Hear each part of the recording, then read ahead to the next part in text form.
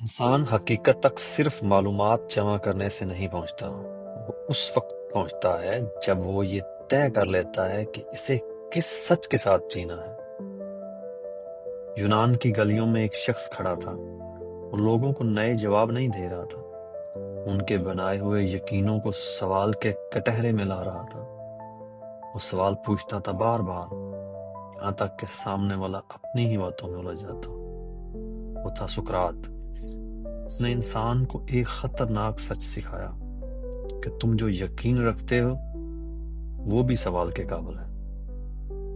اس نے اندھا یقین توڑ دیا، سوچ کو جگا دیا، لیکن اس کے ساتھ ایک دروازہ بھی کھول دیا، شک کا دروازہ۔ اور جب ہر چیز سوال بن جائے تو یقین کہاں کھڑا ہوگا؟ یہیں سے ایک بنیادی حقیقت سامنے آتی ہے۔ عقل سوال پیدا کرتی ہے، سوال ضروری ہے کیونکہ وہ انسان کو دھوکے سے نکالتے ہیں، لیکن سوال انسان کو منزل تک نہیں پہنچاتے، وہ صرف راستہ صاف کرتے ہیں۔ عقل کا ایک اپنا دائرہ ہے، وہ سکھاتی ہے کیسے سمجھنا ہے، کیسے فرق کرنا ہے، کیسے نتیجہ نکالنا ہے۔ وہ رہنمائی دیتی ہے، لیکن رہنمائی ہونا فیصلہ ہونا نہیں ہوتا۔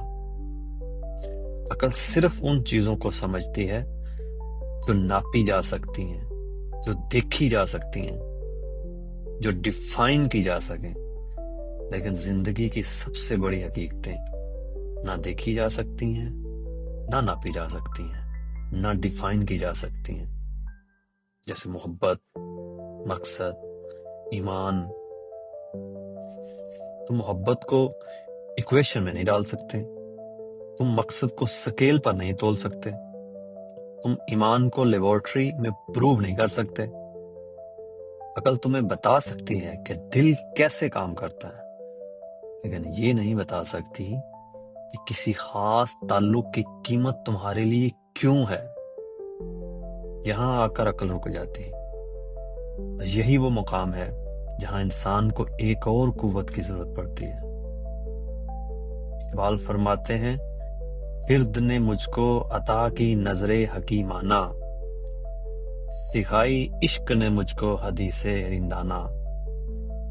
عقل تمہیں دیکھنا سکھاتی ہے، عشق تمہیں جینا سکھاتا ہے۔ عقل تمہیں راستہ دکھاتی ہے، عشق تمہیں چلنے کی ہمت دیتا ہے۔ عقل پاسبلٹیز کھولتی ہے، عشق ایک راستہ چن لیتا ہے۔ مولانا رومی فرماتے ہیں، عقل ایک حد تک لے جاتی ہے، اس کے بعد سفر دل کو کرنا ہوتا ہے۔ عقل سوال پیدا کرتی ہے، اس لیے اس کے ساتھ ہمیشہ شک رہتا ہے۔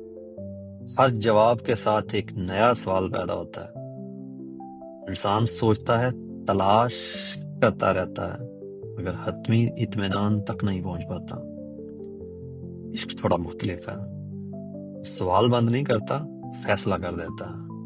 وہ پاسبلٹیز ختم نہیں کرتا، ایک راستہ اختیار کر لیتا ہے، اور یہی فیصلہ یقین بن جاتا ہے۔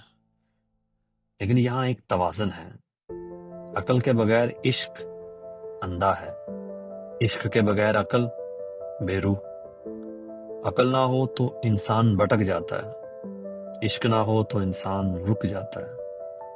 یہی وہ مقام ہے جہاں قرآن انسان کو مکمل تصویر دیتا ہے، کہتا ہے سوچو بھی اور دل کو بھی زندہ رکھو، افلا تعقلون، کیا تم عقل نہیں رکھتے؟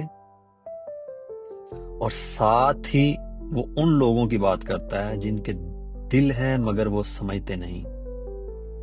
یعنی مسئلہ یہ نہیں کہ انسان کے پاس عقل نہیں، مسئلہ یہ ہے کہ دل سویا ہوا ہے۔ اگر عقل ہو مگر دل مردہ ہو تو انسان سمجھتا ہے مگر بدلتا نہیں، اور اگر دل ہو مگر عقل نہ ہو تو انسان چاہتا تو ہے، صحیح راستہ نہیں پاتا۔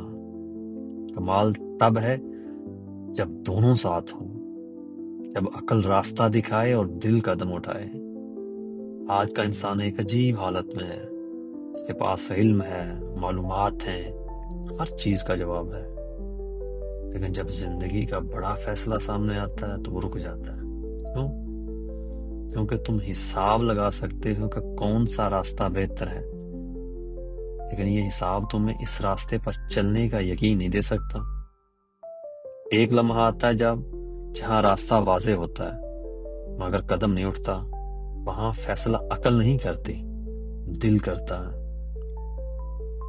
اب سوال تمہارے سامنے ہے کہ تم صرف سمجھنا چاہتے ہو یا جینا بھی چاہتے ہو؟ کیونکہ سمجھنا آسان ہے، جینا مشکل۔